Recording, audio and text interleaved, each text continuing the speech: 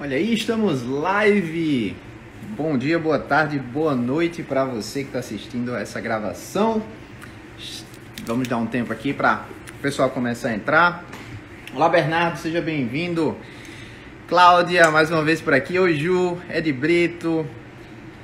E aí, pessoal, tudo bem? Hoje a gente vai falar sobre BIM nas universidades e temos aqui dois profissionais muito legais para conversar com a gente. Primeiro é a professora Regina, né, que a gente tem um carinho muito grande por ela, professora da Unicamp, e ela vai compartilhar conosco um pouquinho, né, da visão sobre essa ideia de BIM nas universidades, como é que isso pode ser implementado.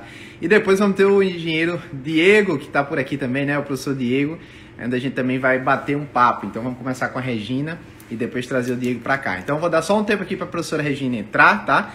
E uma boa tarde aí, boa noite, né, para vocês aí. Aqui na Austrália são 6h32 da manhã. Oi, Lari. Oi, Fernando. Muito bom ver vocês por aqui, tá, pessoal?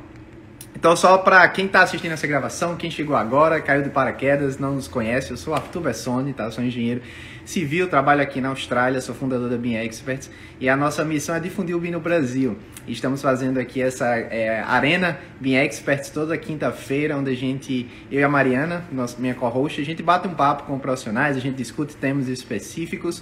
Então convido vocês para participarem, tá? Assistam as anteriores, está lá no nosso YouTube. E próxima quinta-feira a gente tá por aqui também. Professor Décio, Alexander, olha que legal, quanta gente boa aqui hoje conosco, tá? Então vamos dar só um tempo para a professora entrar. Olha o Alan aí. E aí, Alan? Quanto tempo, hein? Mas que legal, gente. Então, pessoal, se vocês tiverem dúvidas, tá, específicas a essa questão de BIM nas universidades, manda uma mensagem para cá, pra gente, tá? E a gente já vai trazer a professora aqui. A professora entrou. Boa noite, professora Regina. Deixa eu tentar convidar a professora para entrar aqui conosco. Lília Correia, boa noite para vocês. Só esperar aqui agora o convite para a professora. Deixa eu ver o que é que eu consigo fazer aqui.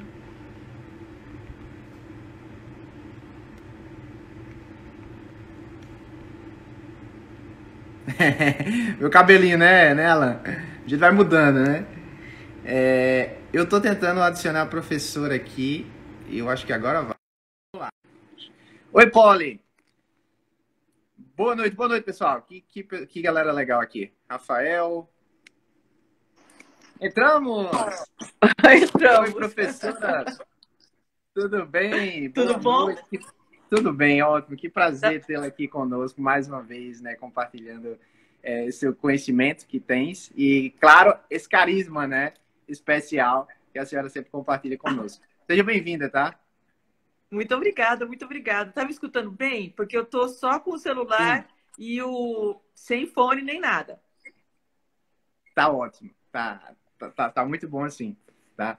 Então, professora, eu estava só fazendo aqui uma breve introdução enquanto a senhora não estava entrando desse nosso novo projeto, né? Que toda quinta-feira a gente aparece aqui, eu e a Mariana estamos dividindo esse canal para bater um papo, né, sobre temas específicos e essa live de hoje é sobre BIM nas universidades.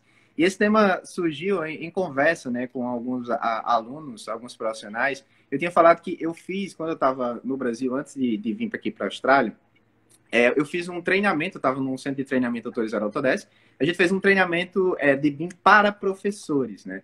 Que a gente pensou assim, como tem muito professor querendo fazer essa implementação nas universidades, eu juntei lá o pessoal lá em João Pessoa, né?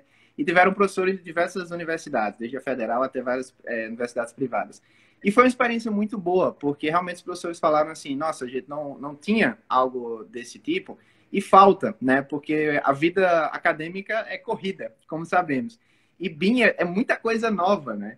E aí a gente sempre pensa assim, na implementação BIM para o nosso país, o pessoal acha que as coisas vão acontecer de um dia para a noite, mas exige uma capacitação também do corpo docente para que esse conhecimento seja repassado, né?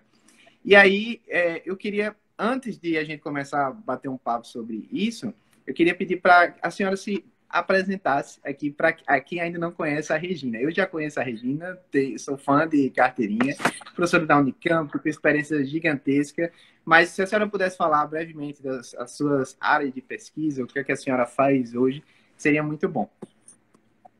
Bom, eu sou engenheira civil, né? Fui professora na Unicamp em tempo integral, dedicação exclusiva, até 2016. Por 33 anos eu fui professora na Unicamp. E agora fazem 4 anos, né, que eu mudei meu vínculo. Agora eu sou professora colaboradora, então antes eu tinha exclusividade com a Unicamp, agora eu continuo lá na pós-graduação, né, fazendo orientando e desenvolvendo pesquisa. E agora um pouco, é como as paredes da minha sala, pum, se abriram, né? O mundo se abriu, tanta coisa aconteceu nova nesses 4 anos. Mas eu sou engenheira civil, eu tenho um mestrado em mecânica dos solos e e no meu mestrado eu fiz diferente de todos, eu fiz um mestrado nos Estados Unidos. E foi na década de 80, iniciei o mestrado em 81, voltei para o Brasil em 83. E nessa época foi a época da virada da microcomputação. A gente saiu dos mainframes e começou a revolução da microcomputação, que é o que a gente tem hoje, né? Depois veio a outra revolução, que é a revolução mobile, né? Mas, então, eu vivi essa mudança de você sair de linguagem de programação para mainframes e essas linguagens agora, e para a parte de softwares de produtividade. Então, eu usei os primeiros softwares de Excel, quando Excel nem existia, muito antes de Excel, os primeiros softwares de edição de texto, de apresentação, né? E aí, meu primeiro trabalho no Brasil foi numa empresa de um professor, foi em São Paulo, uma empresa de um professor da USP, que ele era tempo parcial na USP, e ele tinha uma empresa de cálculo estrutural. E aí ele me contratou porque ele estava querendo colocar na empresa dele a microcomputação. Então, eu comecei a estudar todos esses softwares e comecei a passar para as pessoas que trabalhavam lá a microcomputação. Depois disso, trabalhei lá 1 ano e eu fui trabalhar na Hidroservice, na época que nós construíamos barragens, né? E aí eu fui trabalhar no CPQD, na parte de informática da Hidroservice, fazendo patches em programas de Fortran. Programas de Fortran que já tinham sido consertados N vezes e não funcionavam mais. Eu ia lá ver qual era o bug e tirava o bug dos programas de Fortran de cálculo de barragens. E também fiquei responsável por sair de mainframe e introduzir a microcomputação para todos os engenheiros da Hidroservice. Mas voltando, antes disso, quando eu voltei para o Brasil, eu fiz uma visita na Unicamp, e que naquela época a engenharia civil da Unicamp não era em Campinas, era em Limeira. E eu morava em Piracicaba. Fiz uma visita, me ofereci como... Estão precisando de professores? Estavam precisando de um professor que era na área de informática, de programação. Mas na época eu não fui contratada. E na época que eu estava na Hidroservice, recebi um telefonema de um professor, falou assim, olha, vamos fazer uma segunda contratação. Você está interessada? Falei, tô. Aí eu fui, fiz uma entrevista, depois trabalhei com... Na época existia um quadro temporário, você podia ser contratada na universidade através de uma entrevista, você ficava por 2 anos em estudo, e aí você fazia um concurso, e se passasse no concurso, ingressava como tempo integral e com estabilidade. Foi o que aconteceu comigo, aí fiquei 33 anos na Unicamp, né? E fiz o meu doutorado enquanto professora. E aí eu fiz meu doutorado na engenharia elétrica da Unicamp. E aí eu estudei. Naquela época que eu estava fazendo doutorado, estava acontecendo as linguagens de programação orientadas aos objetos. Essa orientação a objeto que hoje é inerente a programação, a engenharia de software, a Java, tudo que você pode pensar. Eu vi isso nascer. Eu vi isso nascer durante a minha pós-graduação. E na pós-graduação, eu trabalhei com um banco de dados orientado a objetos e eu fiz o desenho conceitual do que seria um banco de dados orientado a objetos. E aí chegou uma hora e falei, não, eu estou informática demais, eu preciso fazer uma informática aplicada à minha prática. E aí, já sendo professora da Unicamp, fazendo doutorado, eu decidi, então, mergulhar em CAD. E de CAD eu fui para o BIM e aqui eu estou, entende? Mas, assim, a minha vida sempre foi uma vida de... E o meu doutorado na engenharia elétrica foi uma loucura, porque uma das minhas primeiras disciplinas era programação, era hardware paralelo. Eu não sabia nem o que era hardware. Então, para fazer a primeira lista de exercício, eu tinha que ler o livro de hardware da graduação. Então, eu fui aprendendo. Então, hoje eu entendo BIM muito bem, porque eu sei muito bem o que é orientação a objetos. Então, estrutura de hierarquia, herança, encapsulamento. É uma coisa assim inerente ao meu conhecimento, né? E essa é um pouco da minha história. Nossa, inspirador, professora. Eu não preciso nem falar para os presentes aqui o porquê a professora Regina está aqui, né? Para a gente falar de BIM nas universidades, né? A gente teve até um aluno da senhora aqui que mandou uma mensagem. Ele disse que foi aluno do doutorado, né? O dia de arquitetura. Foi aluno da Regina como aluno especial do programa de doutorado na Unicamp, na disciplina de BIM. Olha que legal. Então, temos aqui alguns alunos, temos alguns professores aqui. Então, com certeza, é um papo muito bom para agregar muito valor. E, professora, trazendo esse contexto, eu comecei a falar, né, antes da apresentação da senhora, que a gente tinha feito um curso de BIM para professores e, nossa, foi muito bom. Foi muito legal, não apenas para nós, mas a gente acabou tendo uma rede de conexão muito boa que ficou discutindo por muito tempo, né, essa implementação. E hoje a gente tem alguns alunos que são professores também. E aí surgiu essa ideia, né? Vamos falar sobre BIM nas universidades. E a gente já tem algumas perguntas aqui. Mas eu queria fazer uma pergunta para a senhora antes de começar a falar sobre tudo isso. Eu escutei, na verdade, o podcast, né, com o Tiago Ricota sobre BIM nas universidades, que foi feito com a senhora e o professor Toledo, né? Acho que teve 2 episódios. Sim, sim. Eu acho que um na graduação e um na pós-graduação, né? Isso, assim, já faz um tempo, mas agora, com tudo que está acontecendo, BIM-BR, né? Novas implementações, a coisa acho que está cada vez mais quente isso, né?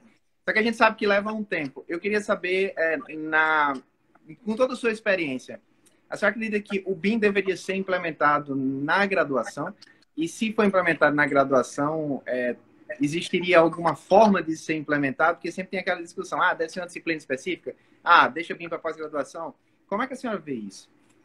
Bom, com certeza o BIM tem que estar na graduação, mas a gente sempre tem que lembrar que na graduação, BIM não é o fim, BIM é o meio. O fim é você formar um engenheiro.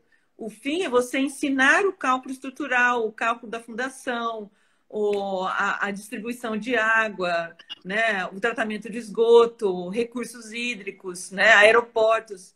Isso é o fim na engenharia civil. Na graduação da arquitetura é a concepção. Entender a concepção, os N tipos de edificações, entender urbanismo, a questão social, quer dizer, esse é o grande quê. Então, uma vez eu escutei a colega, a Mônica Salgado, da Universidade Federal do Rio de Janeiro, e chamei ela para dar uma palestra no NBIM, e a palestra dela assim, ensino de BIM ou BIM no ensino? Na hora que ela falou, eu não entendi. Eu fui entender isso. Eu vou dizer para ela, falou isso ano passado, eu fui entender isso há um mês atrás. Na graduação, você tem BIM no ensino. Na pós-graduação, lato sensu, por exemplo, nos cursos de especialização, você tem ensino de BIM. Entende? É uma diferença total, não é? Porque numa especialização, onde você vai fazer um MBA em BIM, ou gestão de BIM, você está ali para aprender BIM. Então, é o ensino de BIM. Né? Então, o foco vai ser na ferramenta, no processo, na gestão, né? Em todas as políticas associadas, como gerir um grupo, como colaborar, né? Mas extremamente voltado ao ensino de BIM. Na graduação, é BIM no ensino. Então, na graduação, tem uma disciplina de gerenciamento de obras. Eu estou ensinando obra, canteiro de obra, N coisas. E BIM aparece de vez em quando, né? BIM aparece, assim, não, ele é um ponto na disciplina, né? Então, atualmente eu estou envolvida num projeto numa rede chamada Recepet, que é um termo de colaboração do Ministério da Economia, que quem ganhou para executar esse termo, tá? Foi uma rede lá de Santa Catarina. E eles têm 9 metas, e dentro dessas metas, N projetos. Eu estou gerindo uma das submetas, que se chama Célula BIM. Então, o termo de colaboração é sobre difusão. Não sei se é bem sobre difusão de BIM ou difusão de inovação na construção. E aí a gente vai criar uma célula BIM, vai estruturar, dizer o que é uma célula BIM dentro de uma universidade que tem a capacidade de impactar e transformar o curso. E você tem, então, o BIM no ensino, BIM espalhado no ensino ao longo da formação, né? Então, eu acho que, com certeza, tem que ter na graduação, mas tem que lembrar que, na graduação, BIM é meio e não fim. Eu adorei essa simplicidade, né? Que a professora falou, de você facilmente entender essa diferença, que realmente o BIM na graduação, ele é uma parte, ele não é um fim. E isso alinha muito com o que a gente discutiu com os professores nesse curso que foi realizado, porque era falado muito da dificuldade de implementar, por exemplo, a disciplina de BIM dentro do módulo, né, de cadeias de disciplinas do curso de graduação. E a gente falou isso, que assim, não necessariamente é preciso implementar uma disciplina para a gente já começar a falar sobre isso. E o que a gente foi discutindo, professora, foi o seguinte: você não precisa ter uma disciplina, por exemplo, para ensinar Revit, mas o próprio professor sabendo, por exemplo, Revit, ArchiCAD, ou qualquer ferramenta gráfica, ele pode empoderar os alunos na própria explicação, mostrando como é que aquilo funciona na realidade, porque muitos alunos não sabem construção, né? A gente está ali, está aprendendo, né? Está ali no início do curso, e numa disciplina de projetos básicos. Vamos dar um exemplo aqui. A disciplina de instalações prediais hidrossanitárias, tá? O professor pode, por exemplo, mostrar, por exemplo, no programa de modelagem, como é que as coisas funcionam ali, mas não necessariamente ensinar como fazer a modelagem, mas para servir como um auxílio, né, para aquele professor a mostrar como é que funciona o fluxo de trabalho do projeto, e os alunos, acredito eu, que visualmente vão ter um entendimento muito melhor de como as coisas funcionam do que só com aquele texto, né, do livro 2D ou materiais que geralmente a gente utiliza, né, quadros e tudo mais.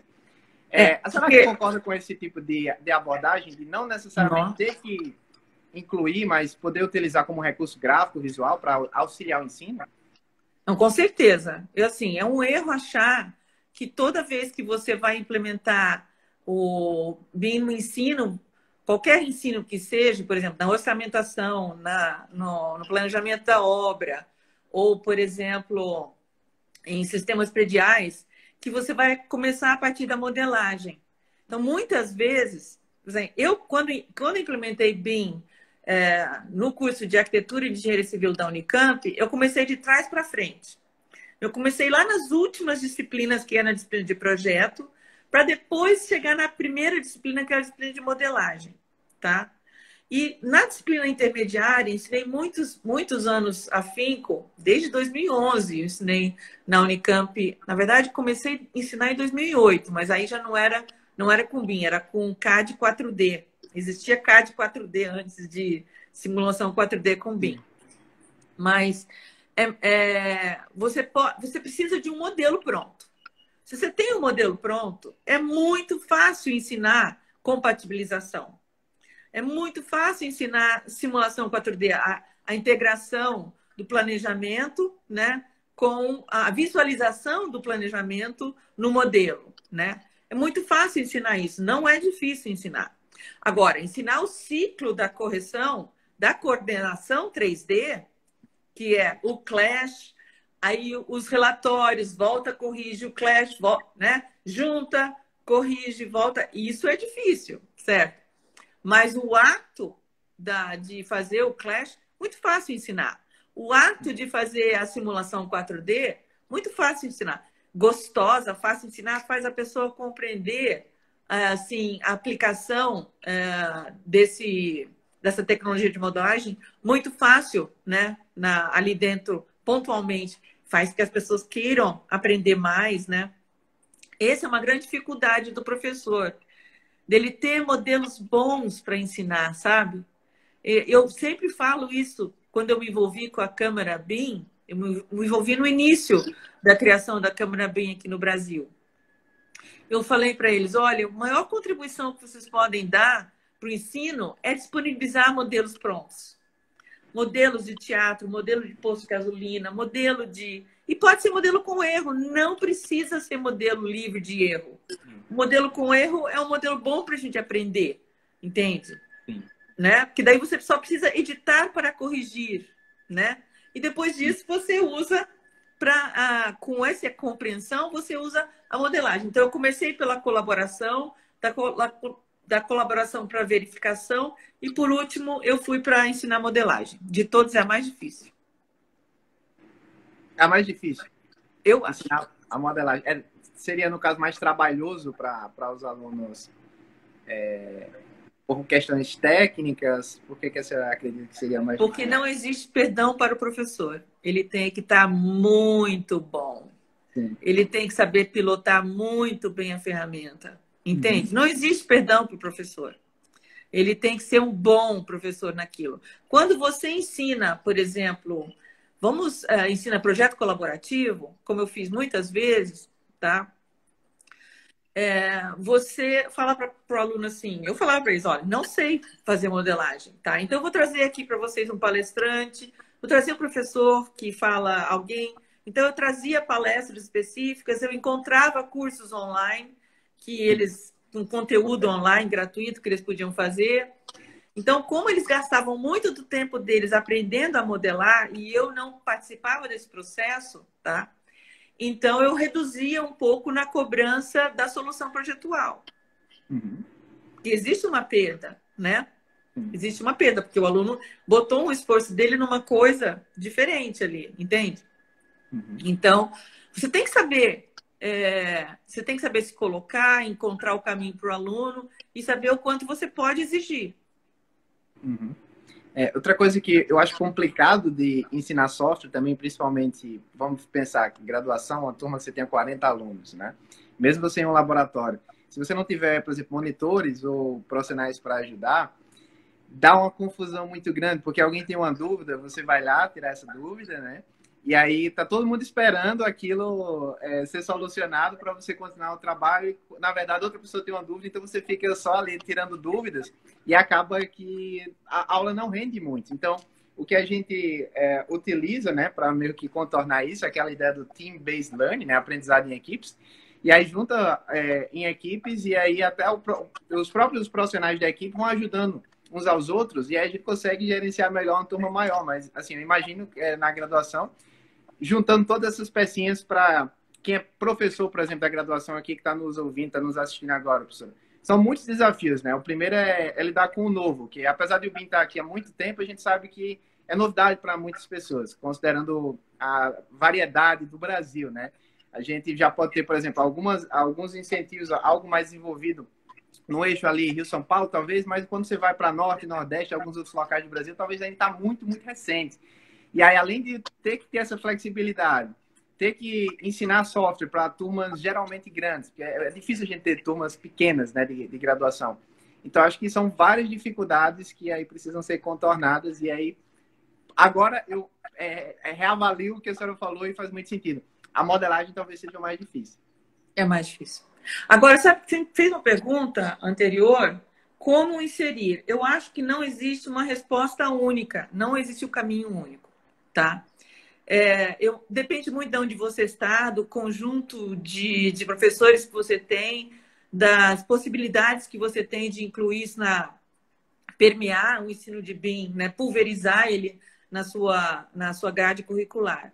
Mas também não acho que a solução são disciplinas pontuais, obrigatórias. Pode ser que a solução, inicialmente, tá, seja através de eletivas mesmo. Pode ser que você não exija isso de todo o seu corpo de alunos e você ofereça eletivas que vai, de certa forma, de uma forma irregular, né, formar o conjunto todo de alunos que sai dali formado do seu curso, tá?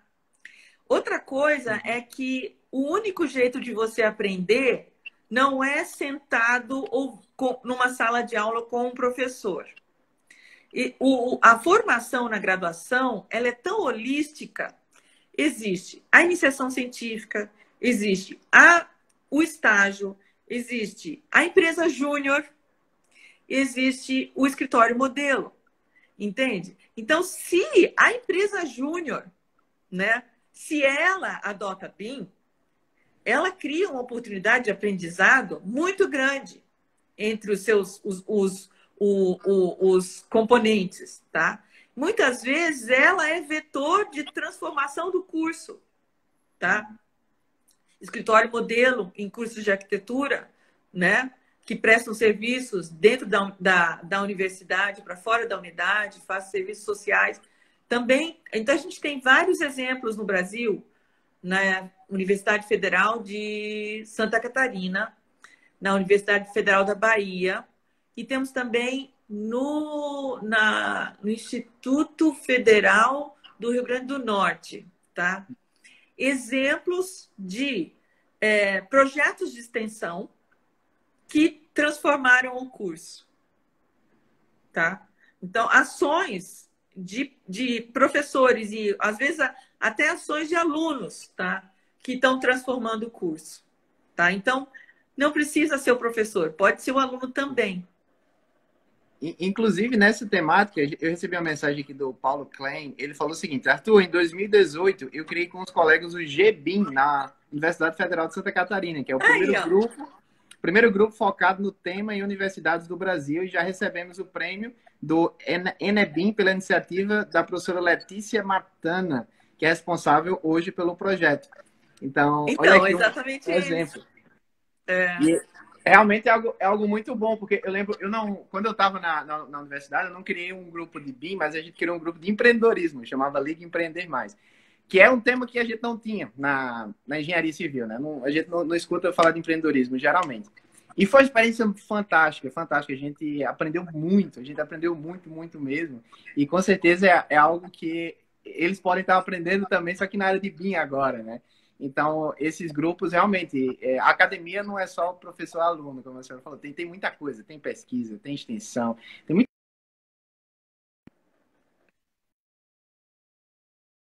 Voltamos. Foi meu celular aqui. Então, existem muitas áreas, né, que a gente pode seguir para trazer esse conhecimento. Não tem que colocar tudo nas costas do professor, não, né, professor? Dá para essas iniciativas, né?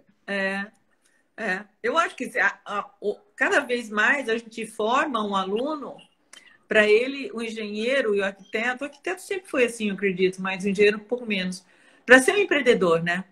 Ele entende, hoje a gente tem que formar pessoas como você, que, sabe, que criam as suas empresas, que criam as suas soluções, que não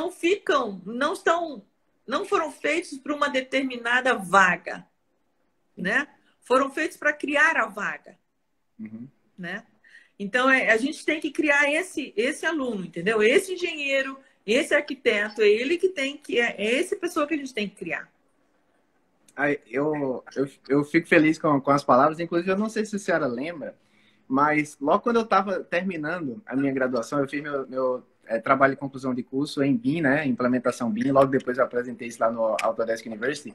E acho que após isso, eu estava super frustrado, porque apesar de estar correndo, estudando pra caramba todo esse tema, eu não encontrava nada. E eu mandei uma mensagem para a senhora, professora, e aí, o que acontece? E eu lembro que a senhora falou, Arthur, calma.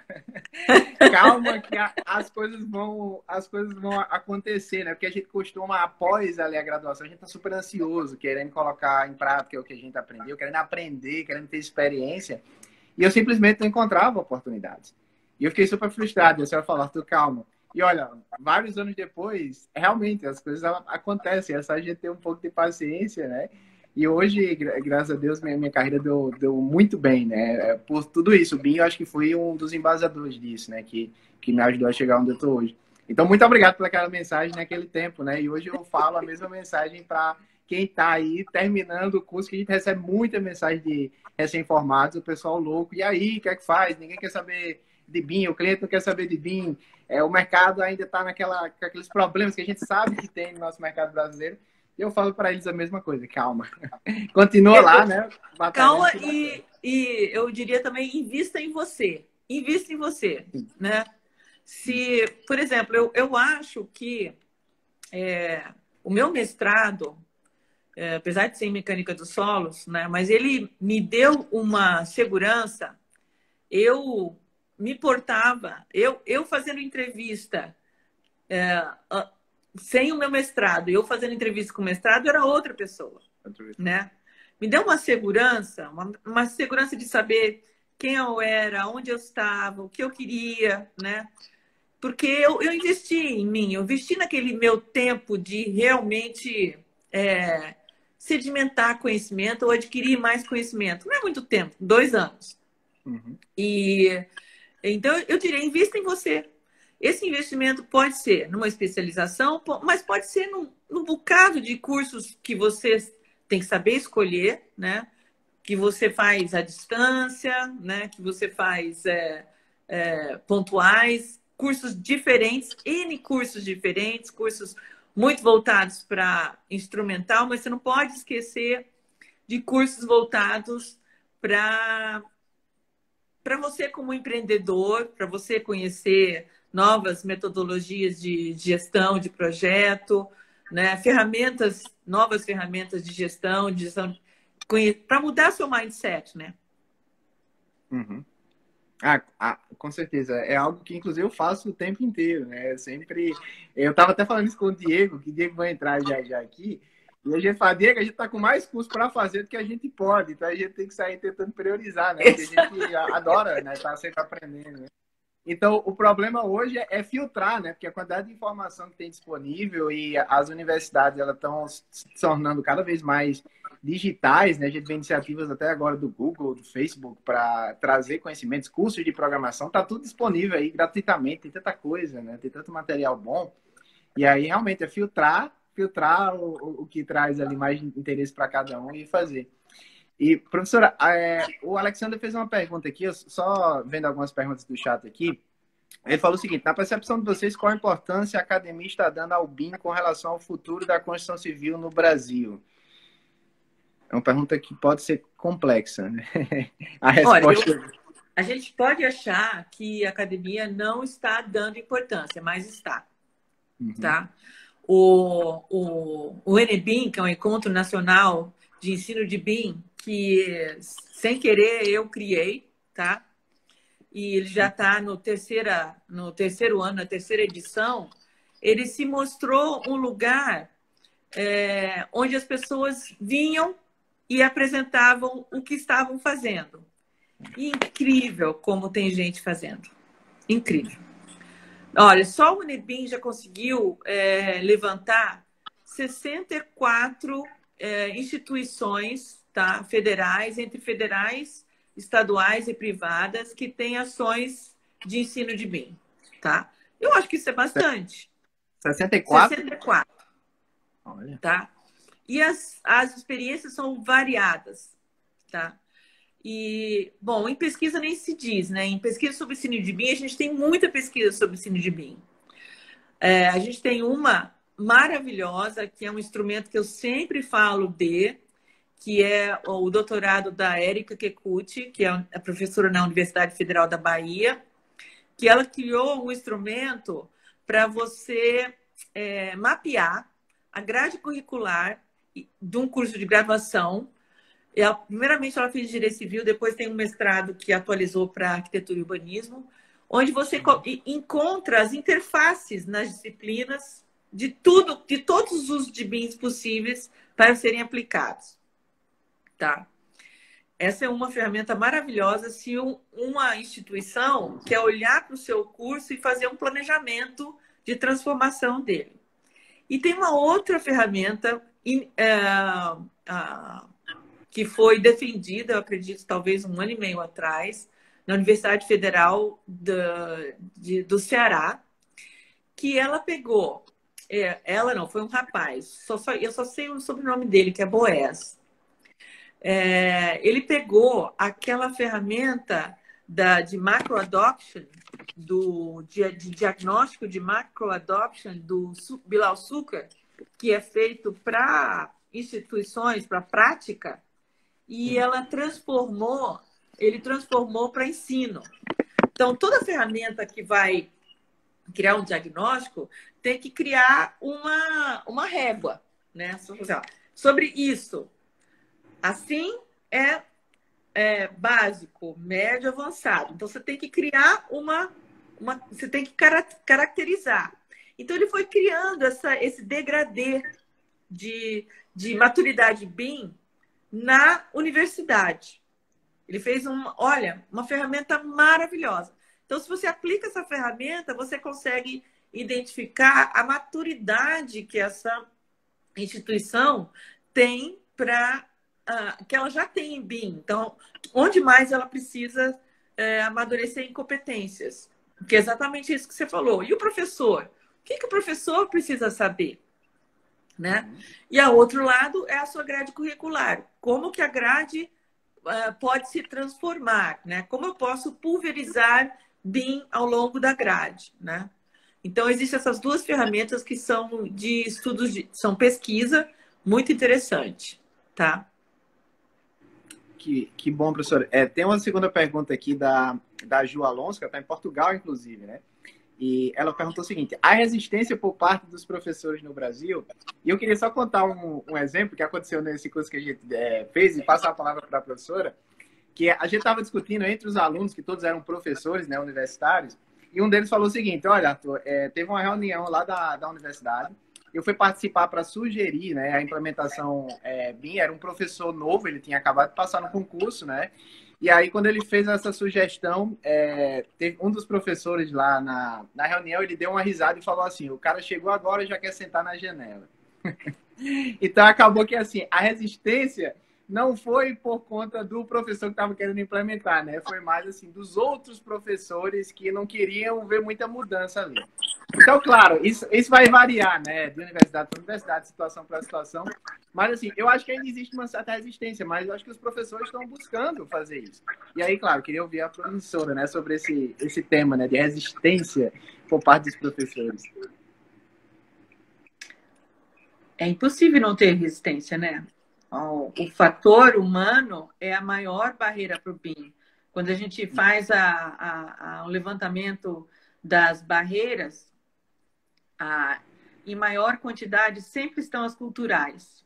E em menor, depois vem as financeiras e, por último, são as... Não, deixa eu ver se são... Eu tenho isso aqui num artigo que eu fiz isso. Eu fiz uma análise como essa para um esforço de transformação de um curso técnico, tá? E eu levantei as barreiras. E, realmente, a maior barreira é a cultural. Não tem como, né? Fazer uma pessoa sair da sua zona de conforto é uma dificuldade, né? Por isso que eu digo que, por onde começa a inserção do BIM numa grade curricular?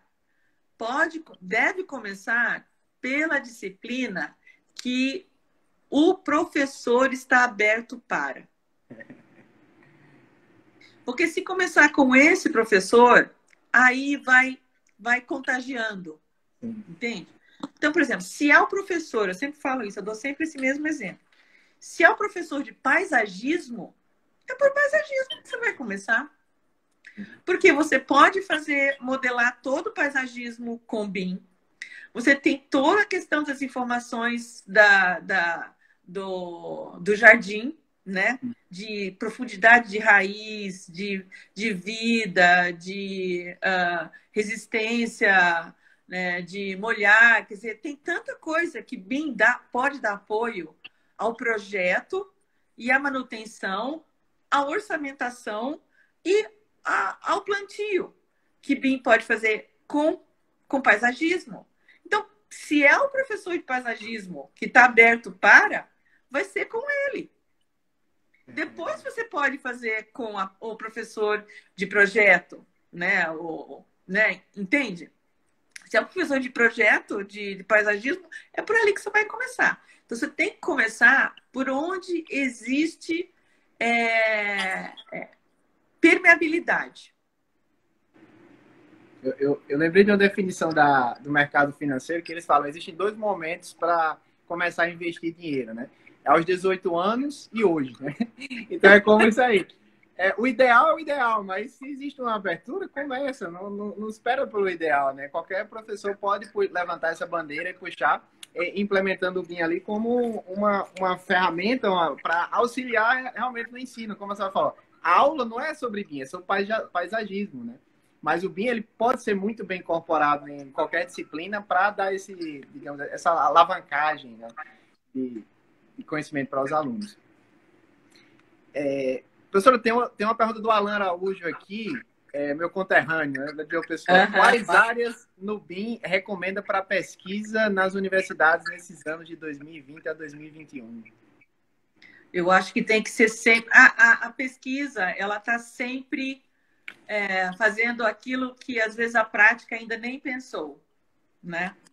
Então, eu acho que você tem que ir para o lado dos usos muito avançados, esses usos que ainda não estão desenhados, tá?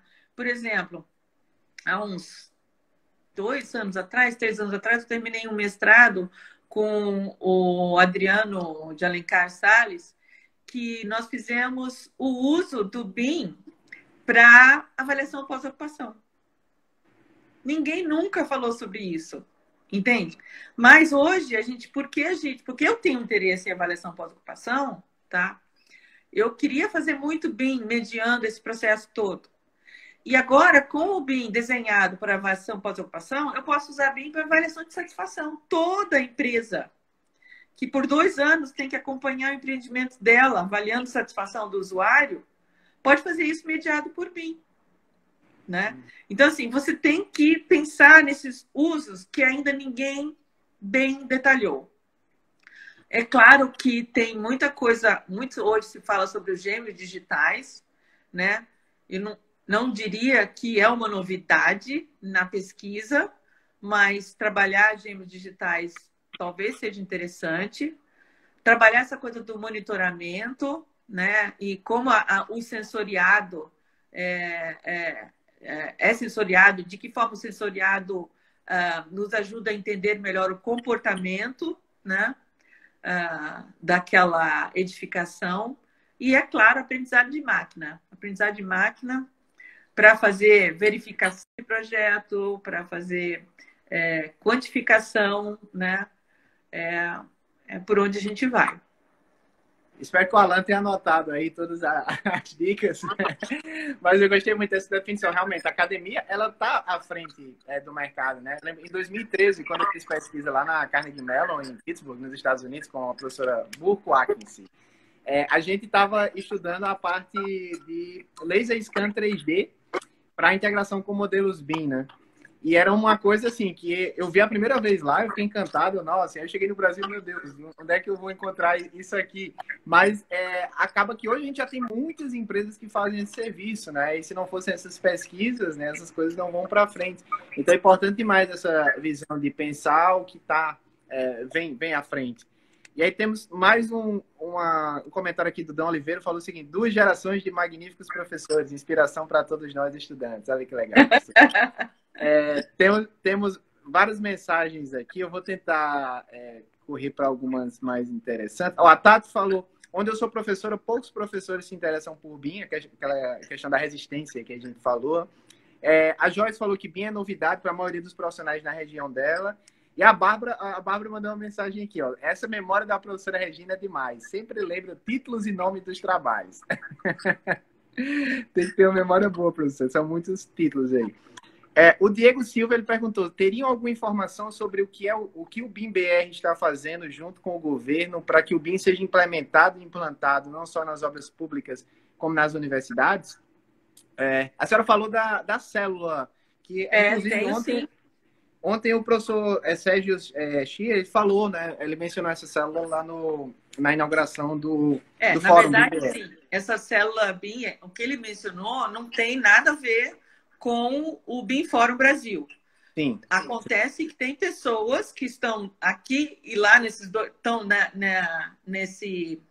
participando desse esforço que é capitaneado pela Recepet. Então, tem pessoas como eu, o Toledo, ele, que participam desses dois lugares, né? Sim.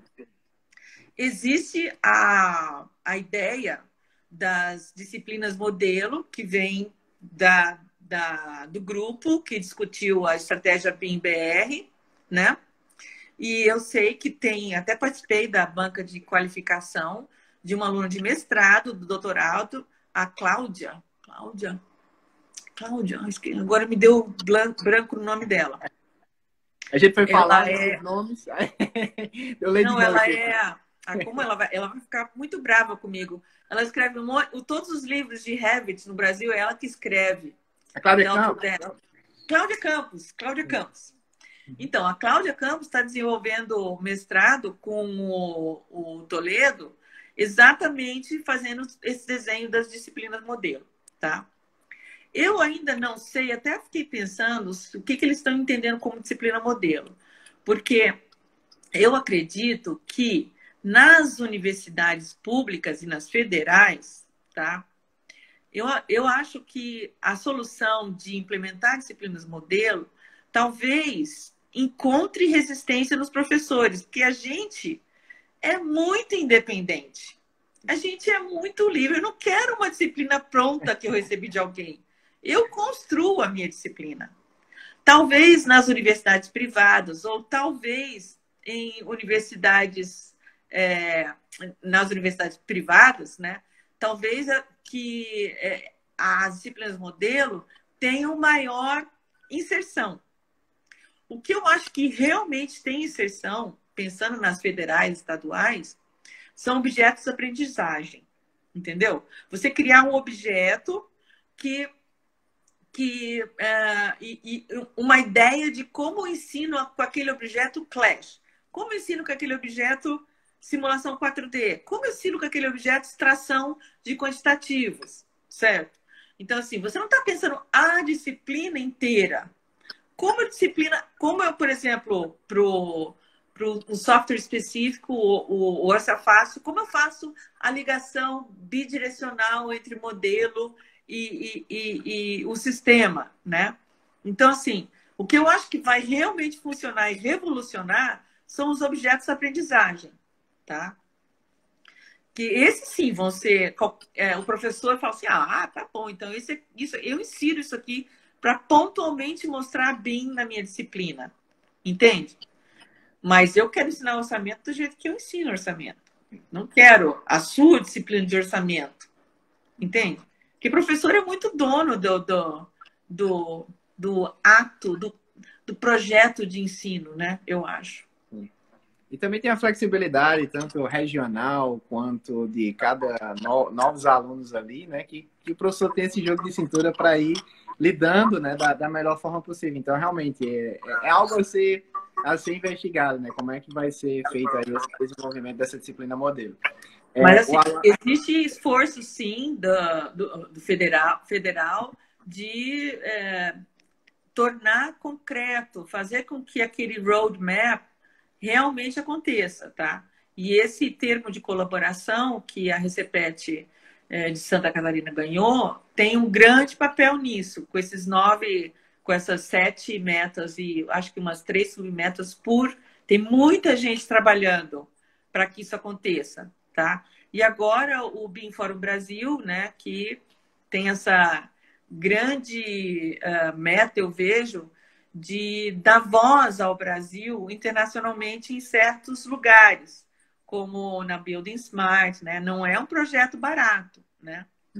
Mas e também tem essa função de congregar entidades brasileiras que estão interessadas e já estão fazendo disseminação do BIM.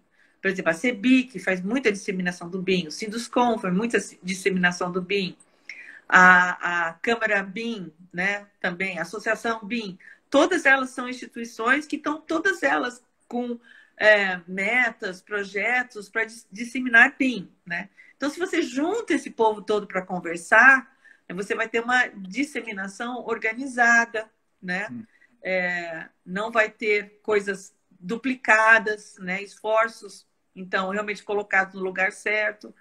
Então, eu tenho um trabalho que eu fiz com a Fernanda Almeida Machado e a Joyce de la Torre, e nós fizemos um levantamento de Macro BIM Adoption na América Latina. E nós usamos uma metodologia de avaliar Macro BIM Adoption diferente do Zucker. O Zucker usa no método dele de Macro BIM Adoption a percepção das pessoas envolvidas no processo, tá? A percepção de um conjunto grande de brasileiros envolvidos no processo. Então, a Macro BIM Adoption do Zucker é baseado na percepção da pessoa. E nós fizemos um diagnóstico de Macro BIM Adoption baseado em pesquisa documental. Então, como a Fernanda e a Joyce são profissionais da Autodesk, elas fizeram contato com todas as Autodesk na América Latina, e esses colegas Autodesk fizeram levantamentos de documentos, protocolos, guias, normas, decretos em seus países. Aí nós juntamos esses documentos, criamos uma forma de catalogar e analisar, e dali extraímos um diagnóstico de Macro BIM Adoption para a América Latina, tá? Então, a gente vê que o Fórum BIM, tá, da América Latina, tem um vetor, tá, de disseminação muito forte. Todo país que se associa ao Fórum BIM, ele evolui com mais rapidez. Então, o Brasil agora criando, né, o Fórum BIM Brasil, deu um passo grande e importante em Macro BIM Adoption. Ótimo. A mensagem da Ju Alonso: alguém multiplica essa mulher e distribui, please. Seria muito bom. Seria muito bom para a Academia Nacional, viu, professor? Internacional também. Mais uma mensagem aqui do Ruben. Ele falou: eu sou arquiteto, trabalho em empresa em Portugal de engenharia e arquitetura fazendo modelagem. Um dos grandes problemas do mercado é claramente a falta de pessoas com formação BIM, né? E nas pesquisas não sei se a senhora trabalha em pesquisa nesse sentido, mas em termos de capacitação BIM de forma talvez nacional, é algo que realmente está necessitado? Tem algum material sobre isso, professora? Eu não sei. Olha, eu já fiz muita pesquisa sobre ensino e é muito difícil desenvolver pesquisa sobre ensino, tá? Mas eu acredito que a gente tem muita pesquisa desenvolvida sobre ensino, tá? No Brasil. Eu falei de alguns resultados aqui para vocês, né? Mas sobre capacitação, eu acho que os cursos de especialização têm um papel muito importante no momento para transformar a mão de obra existente, sabe? Então, porque essa grande diferença da pós-graduação de mestrado e doutorado e a pós-graduação lato sensu de especialização, né? a especialização ela é muito voltada para o ensino continuado, então, para você adquirir conhecimento. E a pós-graduação de mestrado e doutorado é formada para você gerar conhecimento, né? Então, essa transformação, quem foi que fez a pergunta? Foi o Rubem O Reis. Rubem, essa transformação que ele está sentindo necessidade de, quem tem o papel de fornecer são as especializações. E mesmo as extensões. Muitas vezes, tá?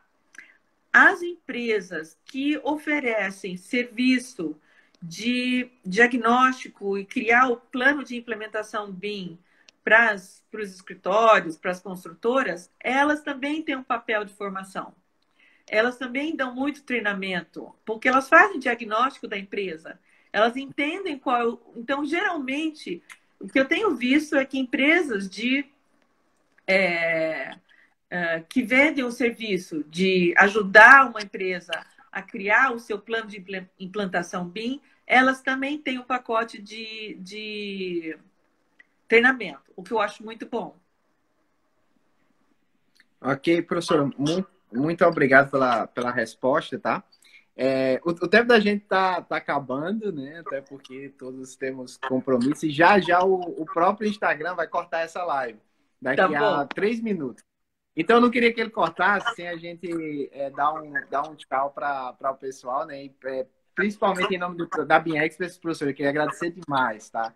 A sua participação, a sua colaboração, essa empatia que a senhora sempre traz aqui, essa boa energia para todo mundo. E só falar para quem está aqui, pessoal, a gente vai criar outra live com o Diego, só para a gente bater um papo final aqui sobre esse tema. O Diego que também é professor, mas eu queria dar esse abraço, tá, na professora Regina. Muito obrigado pela sua participação, professor, e deixar as suas palavras finais aí para talvez quem está começando, né, nesse desafio de implementar BIM em uma universidade, e a senhora falar um pouco sobre esse tema aqui.